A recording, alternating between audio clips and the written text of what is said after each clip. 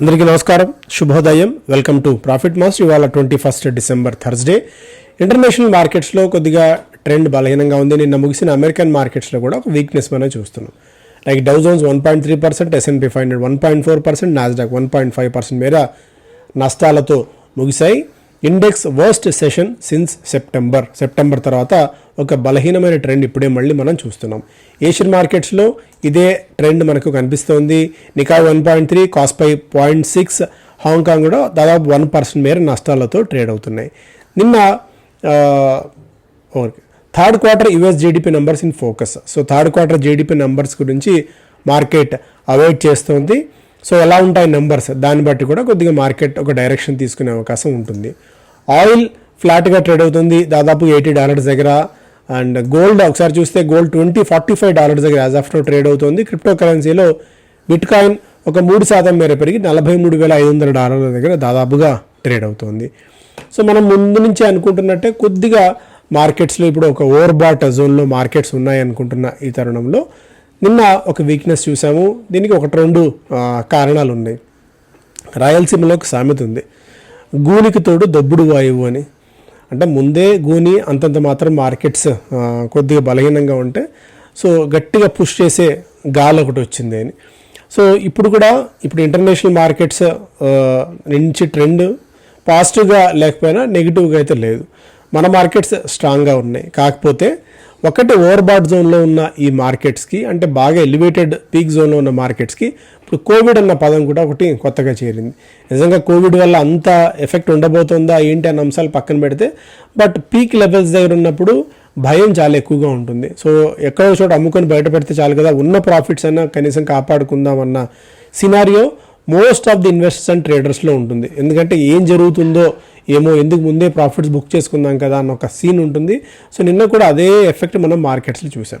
So ఇవాళ Asian markets నుంచి నిన్న ముగిసిన అమెరికన్ మార్కెట్స్ నుంచి ట్రెండ్ బట్టి చూస్తే ఒక గ్యాప్ డౌన్ ఓపెనింగ్ కోసం మార్కెట్స్ మళ్ళీ సిద్ధమవుతున్నాయి. స్టాక్స్ పరంగా సోనీ మధ్య ఒక అవగాహన మళ్ళీ మెల్లగా కుదిరినట్టే కనిపిస్తోంది. సో ఒక పాసిబుల్ ఎక్స్టెన్షన్ ఈ మెర్జర్ టాక్స్కి సంబంధించి చర్చోపచర్చలు చేయడానికి మరొక తుది తేదీని వాళ్ళు గడువుగా నిర్ణయించుకునే అవకాశం ఉంది. అల్ట్రాటెక్ చూస్తే the company has entered into share subscription and share holders agreement to acquire 26% equity shares of clean marks terra. ICICI బ్యాంక్లో సందీప్ బాత్రాని ఎగ్జిక్యూటివ్ డైరెక్టర్గా రీఅపాయింట్ చేస్తూ రిజర్వ్ బ్యాంక్ ఆఫ్ ఇండియా ఆదేశాలు జారీ చేసింది, అప్రూవ్ చేసింది. మెజగాన్ డాక్లో the government of India signed a contract for 16-15 crore worth with Mazagon Dock for buying 6 new generation offshore patrol vessels for the Indian Coast Guard. So భారత నేవీకి 6 next generation offshore petrol vehicles supply చేయడానికి భారత ప్రభుత్వం మెజగాన్ డాక్తో 1615 కోట్ల రూపాయలతో ఒక ఒప్పందాన్ని agreement కుదుర్చుకుంది. Cochin shipyard ministry of defence 488 కోట్ల రూపాయల మేర ఒక కాంట్రాక్ట్ని వీళ్ళు కుదుర్చుకున్నారు. ఫ్లేర్ రేటింగ్ రెవెన్యూ 4.2% మేర పెరిగింది. సో వన్స్ లిస్ట్ అయిపోయిన తర్వాత అసలు చిత్రం బయటపడుతుంది. అద్భుతమైన నంబర్స్ అన్నీ కూడా మెల్లగా గాల్లో కలిసిపోయే ప్రయత్నం అవుతాయి. ఐపీఓ వచ్చిన తర్వాత అది regular phenomena. AI.com a new voice for Jamtara type scammers. So Jamtara అని ఒక వెబ్ సిరీస్ ఉండేది, ఎలా మనల్ని స్కామ్ చేస్తారు అని చెప్పి ఈజీగా, అంటే ఎక్కడో మారుమూల ప్రాంతంలో ఉత్తరప్రదేశ్లో ఉన్న ఒక జమ్తారా అన్న ఒక చిన్న గ్రామం ప్రపంచవ్యాప్తంగా ఎలా చాలామంది జనాలను బురిడి కొట్టించింది అని చెప్పి రియల్ స్టోరీ అది. సో వెబ్ సిరీస్ కూడా ఉంది, ఆసక్తి ఉన్న వాళ్ళు ఖచ్చితంగా చూడండి, చాలా మంచి ఇది. సో అలాంటి జమ్తారా లాంటి ఎఫెక్ట్ ఏంటి, జస్ట్ ఒక 3 సెకండ్స్ వాయిస్ మీద ఉంటే దాన్ని ఫుల్ లెంత్గా మీ వాయిస్గా దాన్ని మార్చే ఇది వచ్చేసింది. సో టెక్నాలజికల్ అడ్వాన్స్మెంట్ వల్ల ఈ voice cloning and deep fake అనేది బ్యాంకింగ్ సిస్టమ్కి ఒక అతిపెద్ద ముప్పుగా మారబోతుంది అనేది ఒక దీని సారాంశం. Single day Covid cases counted 7-month high of 614, 21 infected with JN1 strain. So దీనివల్ల కొద్దిగా మార్కెట్స్ మీద కూడా కొద్ది ఇంపాక్ట్ అయితే మనకి కనిపించింది. Trump bad from running for presidency in Colorado. So presidency ఎలక్షన్స్లో ఆయన పోటీ చేసే అవకాశం ప్రస్తుతానికి లేదు. అయితే దీని మీద సుప్రీంకోర్టుకు వెళ్తానని చెప్పి డొనాల్డ్ ట్రంప్ చెప్తున్నారు. క్యాపిటల్ హిల్ అటాక్ కేసులో ఆయన నిందితుడిగా ఆరోపణలు ఎదుర్కొంటున్నారు. ఎకనామిక్ టైమ్స్ ఫస్ట్ పేజ్లో bills lassoed after intraday charge to peaks. ఓవరాల్గా మిగతా మార్కెట్స్తో పోలిస్తే మన మార్కెట్స్ కొద్దిగా బలహీనంగా ఉన్నాయి. Lenders may have to set aside more cash, AF inflows to be hit. ఇక్కడ ఆల్టర్నేటివ్ ఇన్వెస్ట్మెంట్ ఫండ్స్లో ఇన్వెస్ట్ చేయకుండా ఏవైతే పేరెంట్ కంపెనీస్ ఉంటాయో, మెయిన్ కంపెనీస్ లైక్ ఎడిల్వైజ్ ఉంది, ఐఐఎఫ్ఎల్ ఉంది, అలాంటి వాటికి వాళ్ళ సొంత నిధులు ఆ కంపెనీ ఏఎఫ్లో ఇన్వెస్ట్ చేయకుండా రిజర్వ్ బ్యాంక్ ఆఫ్ ఇండియా ఒక సర్క్యులర్ తీసుకొచ్చింది. దానివల్ల నేను ఎన్బిఎఫ్సిస్లో ఒక స్ట్రాంగ్ జోల్ట్ అయితే చూసాము. ఈ నేపథ్యంలో ఎన్బిఎఫ్సి కంపెనీస్ మరింతగా నిధులను పక్కన పెట్టుకోవాల్సిన అవసరం అయితే ఉంటుంది. Government mills regulator for health care sector, so అందరికీ ఇన్సూరెన్స్ ఇచ్చే విధంగా ప్రభుత్వం ప్రయత్నాలు చేస్తున్న తరుణంలో ఇది ఒక మేజర్ డెసిషన్ రాబోతోంది. అండ్ వేదాంత కాన్ఫిడెంట్గా ఉంది, వాళ్ళ ఏదైతే బాండ్ రీకాస్ట్ ప్లాన్ ఉందో దాన్ని సక్సెస్ఫుల్గా ముగిస్తామని చెప్పి వేదాంత కాన్ఫిడెంట్గా చెప్తోంది. Lower rates won't come soon as inflation remains high. So అదొక అతిపెద్ద మేజర్ న్యూస్ ఇది. Reserve Bank of India report చాలా క్లియర్ కట్గా చెప్తోంది, ఇన్ఫ్లేషన్ హయ్యర్ లెవెల్స్లో ఉన్న ఈ తరుణంలో ఇప్పటికిప్పుడు వడ్డీ రేట్లు తగ్గుతాయి అన్న అత్యాశ పెట్టుకోవద్దండి అని చెప్పి చాలా క్లియర్ కట్గా చెప్పింది. Price rise in store for coming months, ఇంకా అవసరమైతే ప్రైజ్ రైజ్ కూడా ఉండొచ్చు అన్న ఒక సంకేతాన్ని రిజర్వ్ బ్యాంక్ ఆఫ్ ఇండియా ఇచ్చిన తరుణంలో కొద్దిగా మనం బ్యాంకింగ్ స్టాక్స్ విషయంలో కొద్దిగా అప్రమత్తంగా ఉండాలి.